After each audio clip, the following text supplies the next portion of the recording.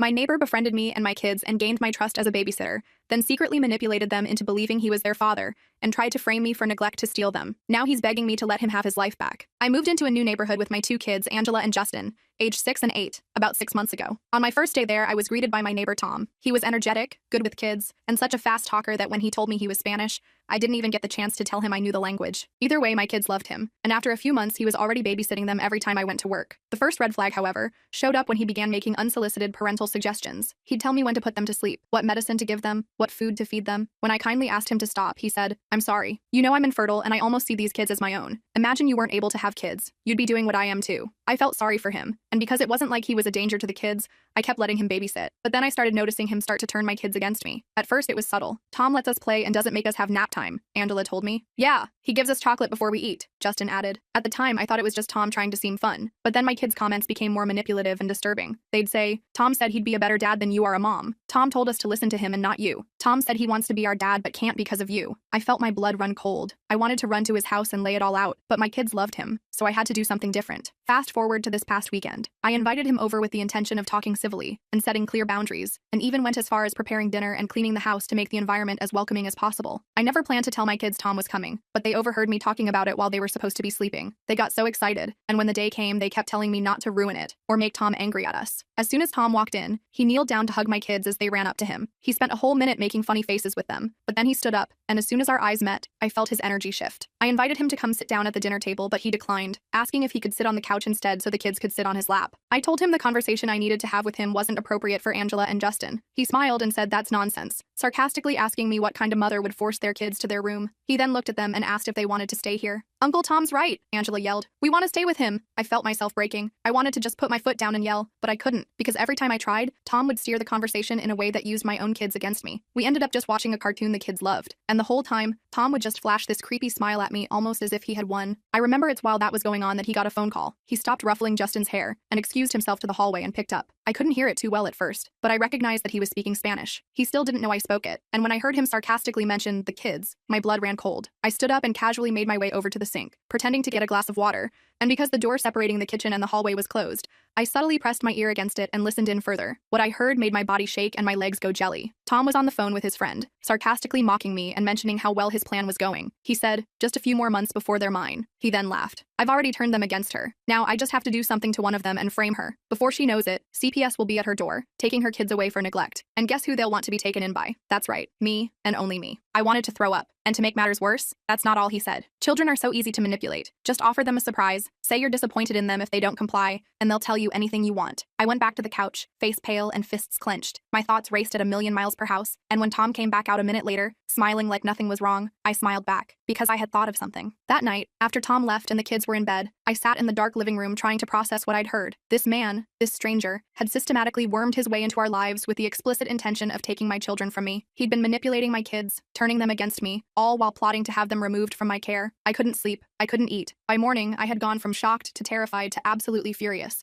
I called in sick to work and dropped the kids at school myself, making sure Tom wasn't lurking around. Then I called my sister Maya, the only person I completely trusted. "He's been doing what?" Maya practically screamed through the phone when I explained the situation. "Planning to frame me for neglect and get CPS to take my kids," I repeated, the words still not feeling real. "That psychotic she caught herself. "Sorry, okay, we need a plan. You need evidence." Maya was right. It would be my word against his, and he'd spent months building his case while I'd been oblivious. By the time I picked the kids up from school, I had ordered nanny cams for every room in the house and voice-activated recorders. Amazon Prime same-day delivery was literally going to help me save my children. While the kids did homework, I researched narcissistic manipulation and gaslighting techniques. Everything I read described Tom's behavior perfectly. He'd isolated us, undermined my authority, created dependency, and was now moving toward the final stage of his plan. I felt sick realizing how expertly he'd executed each step. That evening, Justin asked if Tom was coming over. When I said no, both kids looked disappointed. Angela actually said, "But Fridays are Tom days." Apparently, he'd established routines with my children I wasn't even aware of. I tried casually bringing up Tom. "You guys really like spending time with him, huh?" They both nodded enthusiastically. "What kind of things do you talk about when I'm not around?" Justin immediately looked uncomfortable. "Just stuff." "What kind of stuff?" I pressed gently. Angela shrugged. "Secret stuff. Tom says some things are just between us and him." My parenting alarms were blaring, but I kept my expression neutral. "You know you can always tell me anything, right? Even if someone says it's a secret?" Justin glanced at Angela, then said, "Tom says you wouldn't understand, and that you might get mad." I changed the subject, but my mind was racing. What else had he told them? What secret stuff had been happening in my own home? The nanny cams arrived while the kids were watching TV. I quickly hid them throughout the house, one disguised as a phone charger in the living room, another as a clock in the kitchen, a third hidden in a bookshelf. I installed the app on my phone to monitor the feeds. I texted Tom that night, "Kids are asking for you. Work emergency tomorrow afternoon. Any chance you could watch them for a couple hours?" His response came immediately. "Tied up until evening. Could do 7 to 9 p.m. though." Perfect. That gave me time to set up all the recording devices and prepare. Tomorrow, Tom would get the surprise of his lifetime. I wasn't going to confront him directly. That would be too dangerous given how manipulative he was. No, I needed to trick him into revealing his true intentions on camera. As I checked on the sleeping kids that night, I felt a surge of protective rage looking at their innocent faces. This man had methodically tried to steal what mattered most to me in the world. I gently brushed Justin's hair from his forehead and whispered, "Nobody is taking you from me. Not ever." The next morning, I kept things normal, making pancakes and asking about what they wanted to do over the weekend. That's when I casually mentioned, "I was thinking maybe next weekend we could drive up to Grandma's for a visit." The reaction was immediate and intense. Both kids started protesting at once. "We can't go next weekend," Angela wailed. Justin looked genuinely panicked. "Tom said he has a special surprise for us on Saturday." I froze with the spatula midair. What kind of surprise? They both shook their heads. "Another secret." "Well, we don't have to decide right now," I said lightly, but inside I was reeling. He was already planning something specific for next weekend. My timeline needed to accelerate. While the kids were at school, I went through their rooms. I hated invading their privacy, but I needed to know what I was dealing with. Under Justin's mattress, I found a cheap prepaid phone. There was only one number programmed into it, Tom's. The text history showed messages instructing Justin to call if mommy acts weird, or call if she tries to take you anywhere far away. I found an identical phone hidden in Angela's favorite stuffed animal. I took photos of everything but left the phones where I found them. I didn't want to tip Tom off that I was onto him. I called the school next and spoke with both kids' teachers. Justin's teacher mentioned that he'd become more withdrawn lately. Angela's said she'd been talking about Uncle Tom constantly. Then came the bombshell. Apparently Tom had picked them up from school twice in the past month, claiming to be my authorized childcare provider. I immediately updated their pickup authorization list,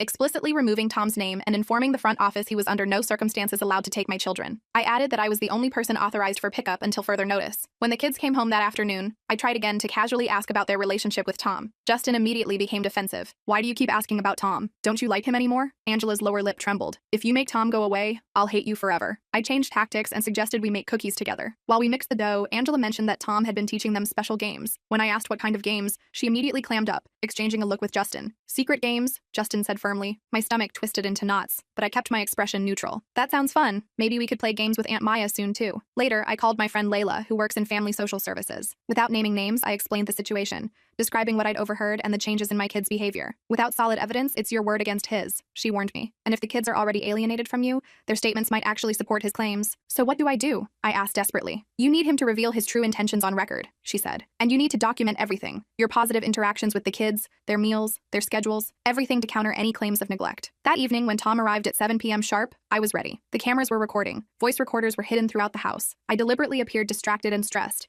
mentioning work problems and sighing heavily. Tom immediately stepped into the supportive friend role, but I caught the calculated look in his eyes as he surveyed the kids' appearance, the state of the living room. "The kids look a bit neglected," he said with carefully crafted concern. "Have they had dinner?" "They had snacks," I mumbled. "I was going to order pizza." He clicked his tongue disapprovingly, loud enough for the kids to hear. "They need proper nutrition, not junk food." I didn't rise to the bait. Instead, I mentioned casually, "By the way, I'm thinking of moving us closer to my parents. My mom offered to help with childcare while I work longer hours." Tom's face darkened momentarily before he recovered. "Moving? That would be so disruptive for the children. They're just getting settled here. It would make things easier financially," I pressed. "Let's discuss this privately," he suggested, steering me toward the kitchen. Once there, away from the kids, his mask slipped. "What the hell are you doing?" he hissed. "You're ruining everything." Got him, I thought, knowing the kitchen recorder was capturing every word. I kept my face fearful and confused. "I don't understand why you're upset," I said. "It's just an idea my mom suggested. Because these kids need stability," he said, quickly composing himself. "And I'm here to help. Your parents live what, 2 hours away? The kids would have to change schools, lose all their friends, lose me." The proprietary way he said, "lose me," sent chills down my spine. But I had him talking now, and I needed more. "I didn't realize you were so invested in our lives," I said carefully. His eyes narrowed slightly. "Of course I am. Those kids mean everything to me. Not your kids, those kids, like they already belong to him." I decided to push him a little further. "It's just that Angela and Justin are my children, and I need to make the best decisions for them." Tom's face twitched slightly. "Of course they're your children. Technically." That single word, technically, made my blood run cold. I kept my expression neutral despite wanting to slap him. "I should get going," I said, pretending to check the time. "I have an early meeting tomorrow." As Tom left, he hugged the kids extra long. Justin actually cried when he said goodbye, like he was leaving forever. I overheard Tom whisper to Angela, "Remember what we talked about?" She nodded solemnly. After they went to bed, I reviewed the kitchen recording. Tom's "you're ruining everything" comment was damning, but not explicitly incriminating enough. I needed more concrete evidence of his plan. The next morning, I casually mentioned finding their secret phones while cleaning their rooms. Instead of confessing,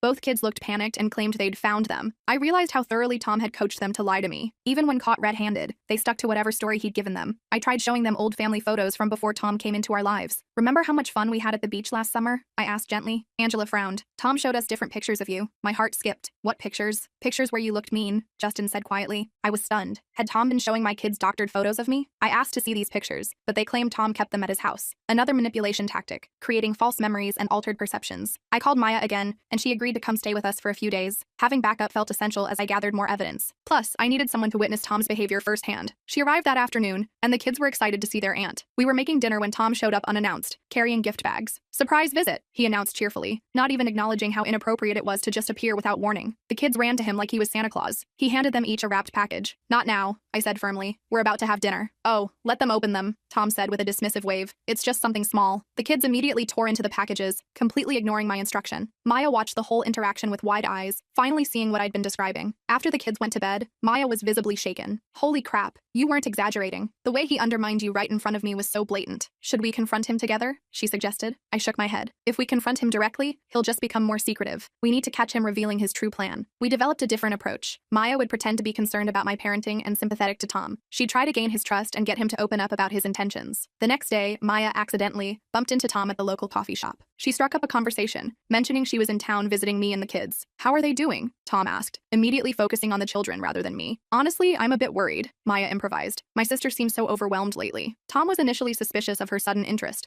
but warmed up when she continued expressing concerns about my parenting. She suggested the three of us get drinks that weekend to discuss the situation. When she told me about this later, I agreed too quickly to the drink plan. When Tom texted to confirm, his message had an edge of suspicion. I had to backtrack, responding that I wasn't sure it was a good idea, but would try to make it work. Playing hard to get seemed to reassure him. That Saturday, we met at a local bar. I purposely arrived 15 minutes late, appearing flustered and disorganized. Tom immediately started listing his concerns about my mental stability to Maya. "She's just not the same person lately," he said, shaking his head sadly. "The kids tell me things." Maya skillfully steered the conversation toward his childcare techniques. "You seem to have such a special bond with them. How did you develop that?" Tom puffed up with pride and began explaining his approach. After a few drinks, he became less guarded. "Children need structure," he explained. "When their primary caregiver is unstable, they look for security elsewhere. I simply positioned myself as that security." "And how did you do that?" Maya asked innocently. "It's about creating contrast," he said, leaning in. "If mom says no to something simple, I say yes. If she's tired and short-tempered, I'm endlessly patient. Eventually, they start coming to me first." I gripped my glass so hard I thought it might shatter. He was openly admitting to systematically turning my children against me. Maya managed to record parts of this conversation on her phone,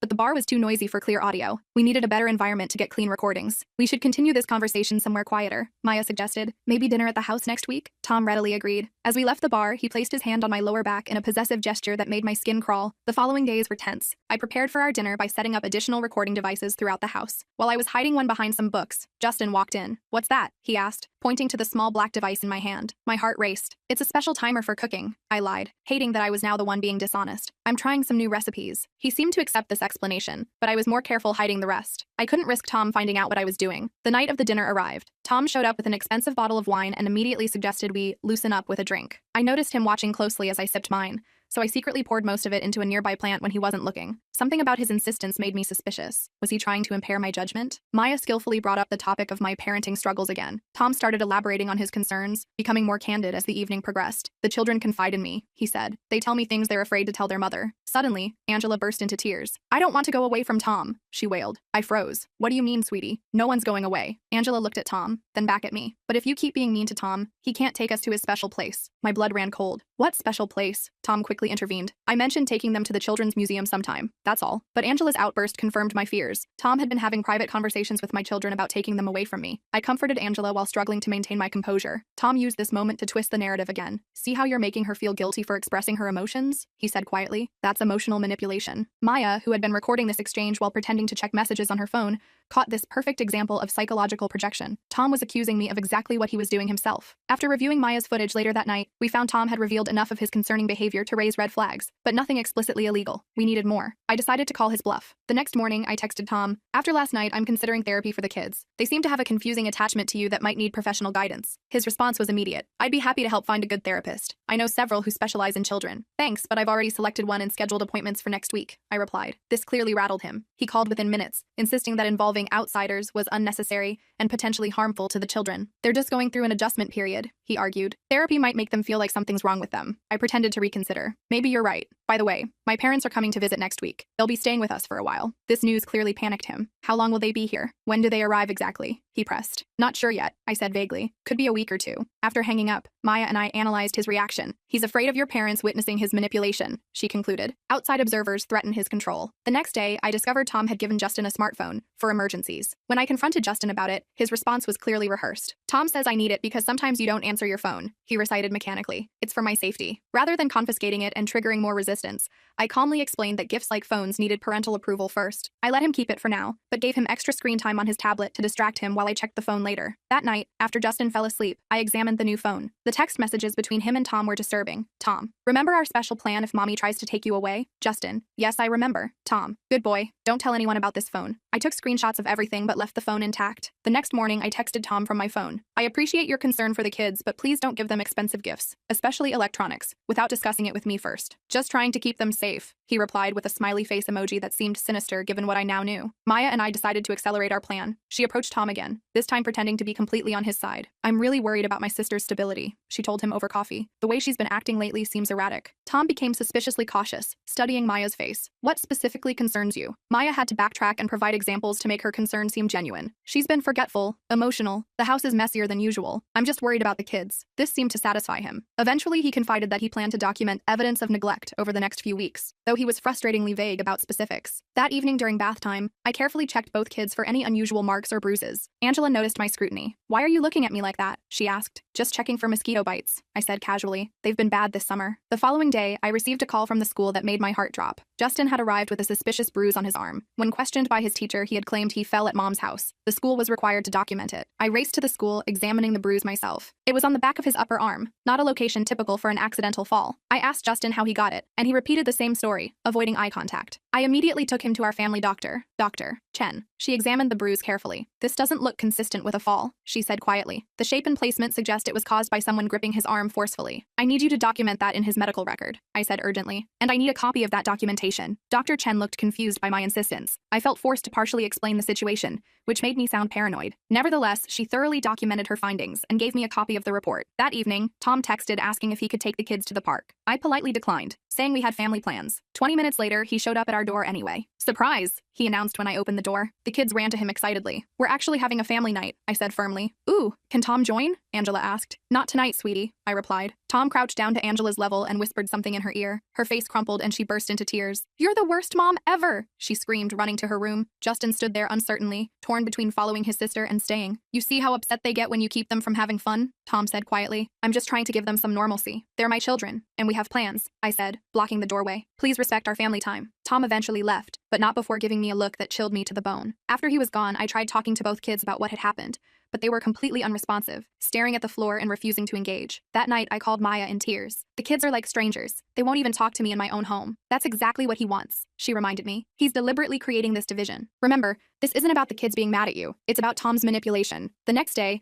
Maya suggested we needed more drastic action. "We need to set up a situation where Tom will fully reveal his intentions." I was hesitant. "I don't want to put the kids in any kind of danger." "They won't be," she assured me. "We'll make sure they're safe with your parents while we confront him." We developed a plan. I would tell the kids we were visiting Grandma for the weekend, ensuring they were safely away. Then we would confront Tom with the evidence we had gathered so far. When I told the kids about visiting Grandma, they immediately became agitated. I pretended to leave the room but doubled back silently, catching them both frantically texting on their secret phones. I quietly monitored Tom's response through the nanny cam in Justin's room. Within minutes, my phone rang. It was Tom, his voice tight with barely controlled panic. "I just wanted to check in," he said casually. "The kids mentioned you're taking them out of town? Just for the weekend," I replied. "They haven't seen my parents in months." "Kids need stability," he insisted. "Traveling can be disruptive to their routine." "It's just a weekend visit," I repeated. "I'm concerned," he said, his voice hardening. "Your behavior lately has been erratic. Pulling them out of school, making sudden trips. If this continues, I might need to report my concerns to the appropriate authorities." There it was, the threat I'd been waiting for. I kept my voice steady despite my racing heart. "Are you threatening to call CPS because I'm taking my children to visit their grandparents?" I'm just concerned about their well-being, he said smoothly, as any responsible adult would be. I recorded this entire conversation, finally capturing his controlling behavior and veiled threats on tape. When I played it for Maya, she was encouraged but pointed out he was still being careful with his explicit words. We need him to believe you're actually leaving town permanently, she suggested. That should trigger a bigger reaction. The next day, we put our plan into action. Maya helped me pack several boxes and place them visibly in the front yard. We made sure to label some kitchen and kids' toys, obvious moving boxes. Tom drove by 3 times before finally stopping. I pretended not to notice his car until he approached. Spring cleaning? He asked, gesturing to the boxes. Actually, I found a great job opportunity in Colorado, I improvised. Better pay, better schools for the kids. Tom's mask slipped completely, his face contorted with anger, and he stepped closer to me. You can't just take them away, he hissed. Those children need stability. They need me. They're my children, I replied calmly. For now, he said, his voice eerily controlled despite his obvious rage. But trust me, if you try to leave, I'll make sure everyone knows what kind of mother you really are. Documentation of neglect doesn't just disappear. We were interrupted by my neighbor, Mrs. Patel, walking by with her dog. Tom immediately switched back to his charming persona, commenting on the beautiful weather. But as he left, he gave me a chilling parting shot. We'll talk later. That night, after putting the kids to bed, I was in the kitchen when I noticed a shadow outside the window. I carefully peeked through the blinds and saw Tom standing in our backyard, trying to look into the windows. My hands shaking, I turned on the back porch light and opened the door. What are you doing? I demanded. He seemed startled but quickly recovered. I was just checking on the kids' welfare. You seemed upset earlier. It's 10:30 at night. Get off my property or I'm calling the police, I warned. He held up his hands in mock surrender and backed away, but his eyes were cold. Just being a concerned neighbor. That encounter convinced me we needed to accelerate our timeline. The next morning, I drove the kids to my parents' house 2 hours away. About halfway there, I noticed a blue sedan following us at a distance. I took several random turns and the car continued to follow. It was Tom. I called Maya in a panic. He's following us to my parents' house. Stay calm, she advised. Take an unexpected route. Go to a police station if you need to. I made a sudden turn into a shopping center and drove around to the back. When I emerged on the other side, the blue sedan was gone. I took a convoluted route the rest of the way, constantly checking my rearview mirror. After safely dropping the kids with my parents and explaining enough of the situation to put them on high alert, Maya and I returned home to implement the final phase of our plan. But when we arrived, I immediately knew something was wrong. The front door was slightly ajar. We cautiously entered to find the house had been searched. Drawers were open, papers scattered. Someone had been looking for something. Tom, I whispered, feeling violated and terrified. We immediately called the police. Officer Reynolds arrived quickly and documented the break-in. There were no signs of forced entry. Tom must have had a key made at some point. Without more evidence of his intentions, we can only charge him with trespassing if we can prove it was him, Officer Reynolds explained. After he left, Maya came up with a new approach. Let's use this break-in to our advantage. I'll call Tom, pretending to be panicked about the police involvement. She put the call on speaker so I could hear. Tom, someone broke into the house, she said, her voice convincingly distressed. The police were just here. I'm freaking out. Tom's response was chillingly calm. This is actually perfect, he said smoothly. What do you mean? Maya asked. Think about it. Unstable mother, leaves her house unsecured, goes on impulsive trips. This all builds the case, he said. Maya caught my eye, both of us realizing what he meant. The break-in wasn't just to search for something. It was part of his plan to make me look negligent. What case? Maya pressed. Let's just say your sister might not be the most suitable guardian for those children, Tom replied. Sometimes kids need to be removed from unsafe situations. After hanging up, we had our smoking gun, Tom explicitly stating his intention to have my children removed from my care. We set up one final trap. Maya called Tom back. I've been thinking about what you said. I'm worried about the kids too. Maybe we should meet to discuss how to make sure they're safe. He agreed to come over that evening. What he didn't know was that we'd invited Officer Reynolds back, along with my friend Layla from Child Welfare Services. They waited in the spare bedroom while Maya and I sat in the living room. Tom arrived looking confident. When he saw it was just Maya and me, he relaxed visibly. So, you wanted to talk about the children's welfare? Yes, I said calmly. I'm concerned about someone who's been manipulating my children, breaking into my home, and plotting to have them taken away from me. Tom's smile faltered. I don't know what you're talking about. Don't you? Pronto serán míos, I said, quoting his Spanish phone conversation. Soon they will be mine. The color drained from his face. You don't speak Spanish. Studied abroad in Spain for a year, I replied. Surprise. I played the recording of him threatening to build a case against me, followed by the kitchen recording where he'd slipped up saying I was ruining everything. As the evidence mounted, Tom's charming facade crumbled completely. He stood up abruptly. This proves nothing. No one will believe you over me. Those kids love me more than they love you. That's because you systematically manipulated them, I said, giving them secret phones, teaching them to lie to me, showing them doctored photos. You have no proof of any of that, he sneered. That's when Officer Reynolds and Layla emerged from the bedroom, having heard everything. Actually, she does have proof, Officer Reynolds said, and you just provided more of it. Tom tried to leave but found his path blocked. This is ridiculous. I was just trying to help those children. By breaking into their mother's home? Officer Reynolds asked. By planning to make false reports to child services? As Tom was being arrested for stalking, breaking and entering, and attempted custodial interference, he looked at me with pure hatred. Those kids will never believe you over me, he snarled. I'm the only one who truly cares about them. I watched as they took him away, feeling relieved but also devastated. The hardest part was still ahead, helping my children understand what had happened and rebuilding our trust. When I called my parents to tell them it was safe to bring the kids home,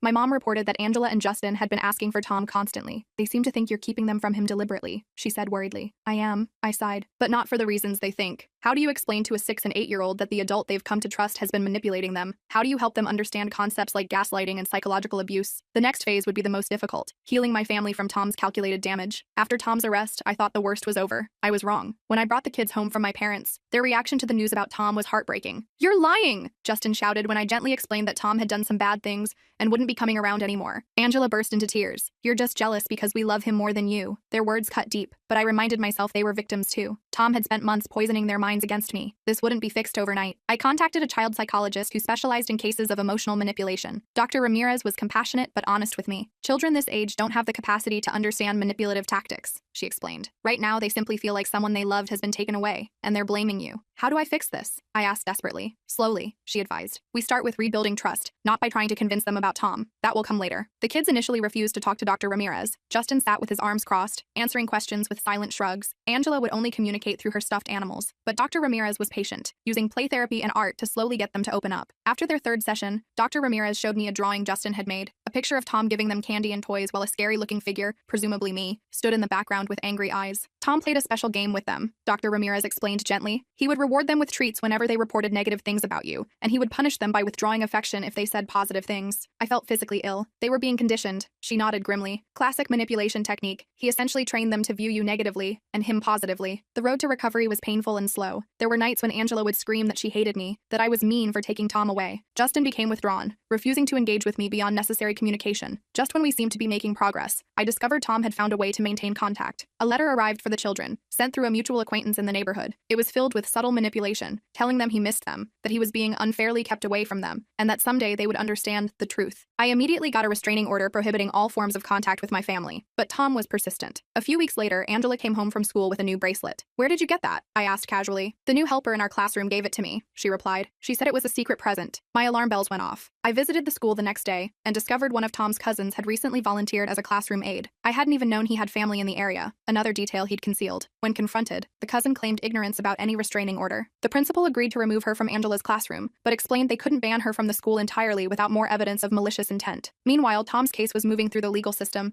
but much more slowly than I'd hoped. His lawyer kept pushing for delays, painting Tom as a concerned friend who had only been trying to protect children he was worried about. Maya and I worked with the prosecutor, organizing our evidence and preparing for court. We discovered some of our recordings might be inadmissible due to consent laws in our state, which was a setback. We had to focus on strengthening the testimony about the break-in and the documented pattern of manipulation. As the court date approached, Tom's defense team requested that the children be interviewed, claiming they would support his version of events. I was horrified at the thought of them being involved in the proceedings, but we compromised on a private interview with a court-appointed child advocate. The advocate, Ms. Winters, was experienced and gentle with the kids. The interviews seemed to be going well until she showed Justin a photo of our family, including Tom. Justin suddenly became withdrawn, repeating, "I'm not supposed to tell the secret." Ms. Winters recognized this as a sign of coaching and documented it in her report to the court. This was a turning point in the case, evidence that the children had been instructed to keep secrets, a classic red flag in manipulation cases. Tom's lawyer attempted to paint me as paranoid and unstable, but the evidence of his systematic isolation tactics was compelling. The judge ordered a complete psychological evaluation of Tom. The results were revealing. Not only did the evaluation show concerning patterns of narcissistic behavior,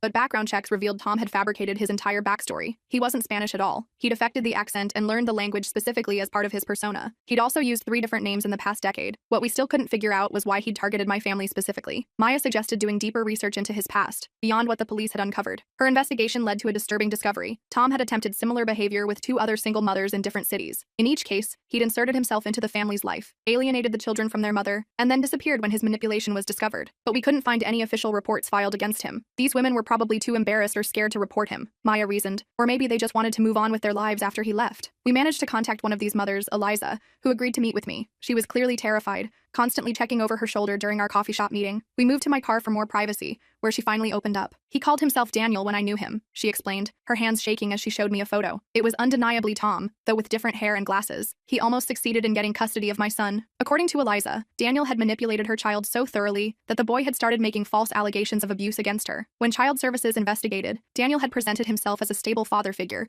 offering to take temporary custody. I realized what was happening just in time, she said. I packed up and fled the state in the middle of the night. We've been living under the radar for years, afraid he would find us. Eliza's testimony provided the pattern evidence we needed. Now we could show Tom's behavior wasn't a one-time misunderstanding, but a calculated predatory pattern. The prosecutor was thrilled with this new information, but cautioned that Tom's lawyer would try to discredit Eliza as an unreliable witness, without concrete documentation. "We need something that ties all these cases together," she advised. I spent hours reviewing all our recordings, looking for any clue that might connect Tom to his previous identities. Nothing stood out. Then Maya suggested focusing on his phone, the one constant across all his personas. The prosecutor subpoenaed Tom's phone records, revealing multiple burner phones but one consistent number he'd kept across his various identities. That number regularly called a residential facility in another state. When investigators contacted the facility, they refused to provide information, citing patient confidentiality. We had to get a specific court order to access the records. What we discovered was the missing piece of the puzzle. Tom had been a patient at a psychiatric facility for delusions related to parenthood. He had been released years ago when he appeared to improve, but his obsession with saving children had a clinical basis. With this evidence, the case against Tom became much stronger. His defense team pivoted to claiming mental health issues reduced his culpability, but the prosecutor emphasized the calculated, methodical nature of his actions across multiple families. As the legal case progressed, I focused on helping my children heal. Justin had a complete meltdown at school one day, screaming that he wanted to live with Tom. I realized we needed more intensive family therapy. Our new therapist, Dr. Ramirez, suggested bringing in objects the children associated with Tom to discuss their feelings. When we did this exercise, Angela revealed something shocking. Tom had given them a special phone to call him if I ever took them away. This was in addition to the prepaid phones I'd already found months earlier. After some gentle coaxing, Angela retrieved it from inside a hollowed-out book on her shelf. The text messages on this phone were disturbing. "Tom, remember, if your mom ever tries to take you away, use this phone to call me and I'll come rescue you. Tom, don't tell your mom about our plan. She wouldn't understand that we're meant to be a family. Tom, I'll always be there for you in ways your mom can't be." But the most shocking message revealed Tom's ultimate lie. "Someday I'll tell you the truth about why I couldn't be your dad from the beginning. Your mom kept me away, but I never stopped loving you." He had told my children he was their biological father. I sat across from Dr. Ramirez, stunned into silence. The phone with those messages felt radioactive in my hand. Tom had told my children he was their biological father. Everything suddenly made horrible sense. Their fierce loyalty, their resistance to leaving him, their confusion about why I was keeping them away from him. "I need to tell them the truth right now," I blurted out. Dr. Ramirez held up her hand. "I understand that impulse, but we need to approach this carefully. This is a fundamental deception that's become part of their reality. Challenging it too abruptly could be traumatic." She was right, but it killed me to let my kids believe this lie for even one more day. We developed a gentler approach, starting with establishing who their actual father was through photos and memories, without directly contradicting Tom's claims yet. During our next session, I brought family albums showing the kids as babies with their real dad before our divorce. Angela seemed confused by these images, and Justin became agitated. "These are fake," he insisted. "Tom said you would try to trick us with fake pictures." Of course he had. Tom had prepared for every possibility, even anticipating I might try to prove he wasn't their father. Dr. Ramirez carefully asked, "What did Tom tell you about being your dad?" Angela's answer broke my heart. "He said he had to go away before we were born because mommy was angry with him, but he always wanted to be with us, and now he came back to rescue us." Justin nodded. "He said you've been lying to us our whole lives." The irony was suffocating. After several more sessions, Dr. Ramirez suggested involving their actual father in the process. My ex-husband Todd had been minimally involved since the divorce, but when I explained the situation, he was horrified and agreed to help immediately. The first video call with Todd was awkward. The kids were suspicious and hostile, having been convinced he was some kind of imposter, but he knew details about their birth and early childhood that only their real father could know. Slowly, confusion began to replace certainty in their expressions. It took weeks of gentle therapy for the truth to finally penetrate. Tom was not their father. He had lied to them, completely and deliberately, to steal them away from me. Angela was the first to break down. "But why would he lie about that?" she sobbed. "People don't lie about being someone's daddy." Justin's realization was quieter, but deeper. He stopped talking altogether for 3 days, processing this betrayal from someone he had trusted completely. When he finally spoke, he simply asked, "Did Tom lie about everything?" Dr. Ramirez helped us compile a list of Tom's truths and actual truths, working through each manipulation systematically. It was painful, messy work. Some days we made progress. Other days it felt like we were moving backward. Meanwhile, Tom's trial date was approaching. His lawyer tried every delay tactic possible, but eventually, we found ourselves in the courthouse. I testified first, laying out the entire timeline of manipulation. Seeing Tom sitting there at the defense table, watching me with those calculated eyes, made my skin crawl. The defense attorney tried painting me as paranoid and unstable during cross-examination. "Isn't it possible you misinterpreted my client's genuine concern for your children?" she asked repeatedly in different ways. I stuck to the facts, referring to the evidence rather than my emotions. Maya testified next, describing Tom's confessions about how he deliberately positioned himself as a contrast to me. The prosecutor played the recordings where Tom admitted to turning my children against me. Eliza's testimony about her similar experience was powerful. When she identified Tom as Daniel, the man who had attempted the same manipulation with her family years earlier, I watched several jurors' expressions harden. The evidence from the psychiatric facility explained Tom's fixation, but didn't excuse his actions. The prosecution emphasized the difference between having mental health issues and methodically executing a plan to steal someone's children. Justin had to testify in a closed session with just the judge present. Dr. Ramirez and I prepared him as best we could, but halfway through his testimony, he became confused about what was real and what wasn't. The judge ended the session early, having seen enough evidence of manipulation. When Tom took the stand in his own defense, his carefully constructed facade began to crumble under questioning. The prosecutor methodically walked through each step step of his manipulation, from inserting himself into our lives to conditioning my children to report negative things about me. Why did you tell these children you were their biological father when you knew that was false? The prosecutor asked. Tom's composure finally broke. Because I deserve to be their father, he snapped. I would have been better for them than she ever was. The jury deliberated for less than 4 hours before returning a guilty verdict on all counts. Tom was sentenced to 5 years for stalking, breaking and entering, custodial interference, and child exploitation. I felt relieved but not victorious. No prison sentence could undo the damage he'd caused. While Tom awaited transfer to prison, we focused on healing. The kids still had nightmares and separation anxiety. I created new bedtime routines with special worry stones they could hold whenever they felt scared or confused. I installed a whiteboard in each of their rooms where they could write down questions or concerns that came up during the day,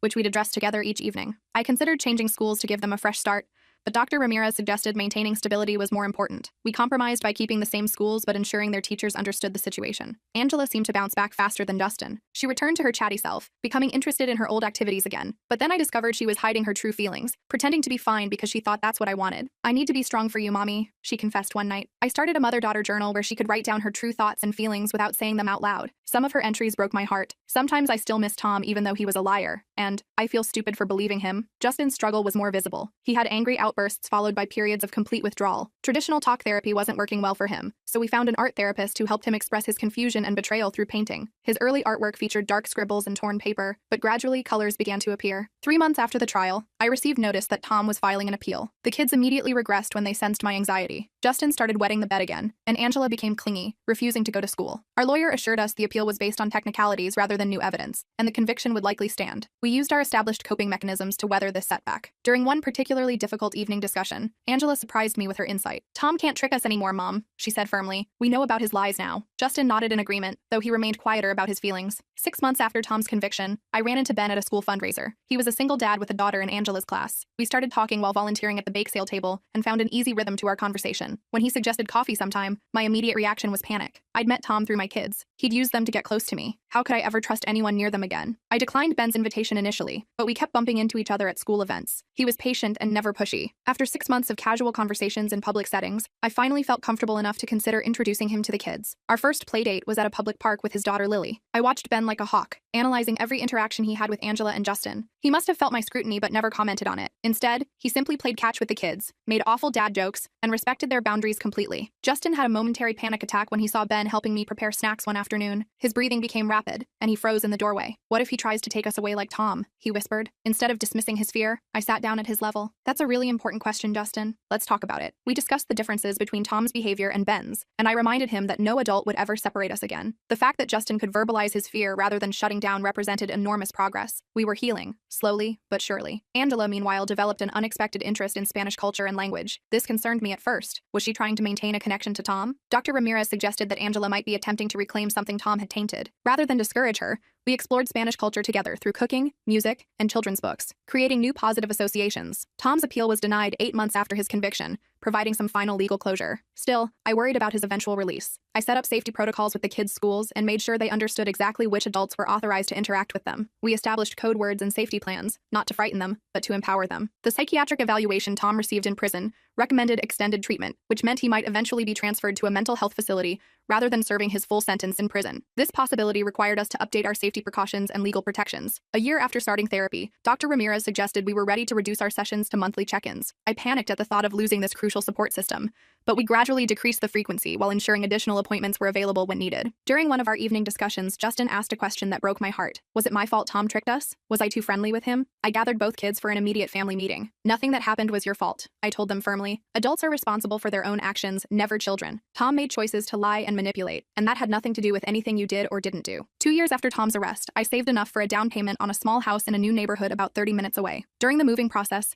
Angela found a stuffed bear Tom had given her tucked in the back of her closet. She held it up uncertainly. Should I throw this away? Rather than deciding for her, we created a special ceremony. We laid out items associated with Tom, the toys he'd given them, photos with him, and the kids decided individually which objects to leave behind, and which, if any, to bring to our new beginning. They chose to discard everything except one small bracelet Angela had received before Tom's manipulation began. In our new home, both kids initially checked the locks and security system obsessively every night. I didn't discourage this behavior, understanding their need for control and safety. Gradually, their hypervigilance faded. I knew Justin was finally feeling secure when, about 3 months after moving in, he left his bedroom door open while sleeping for the first time in years. Ben and his daughter Lily became regular visitors at our new house. The kids accepted his presence without the suspicion they'd initially shown. When he taught Justin to change a bike tire or listen to Angela practice her reading, there was no ulterior motive, no manipulation, just simple kindness and genuine interest. Our journey isn't over. There are still difficult days when memories resurface unexpectedly. Justin sometimes gets quiet and withdrawn on the anniversary of Tom's arrest. Angela occasionally asks questions about why people lie and whether we can ever really know if someone is telling the truth. These are heavy questions for young children,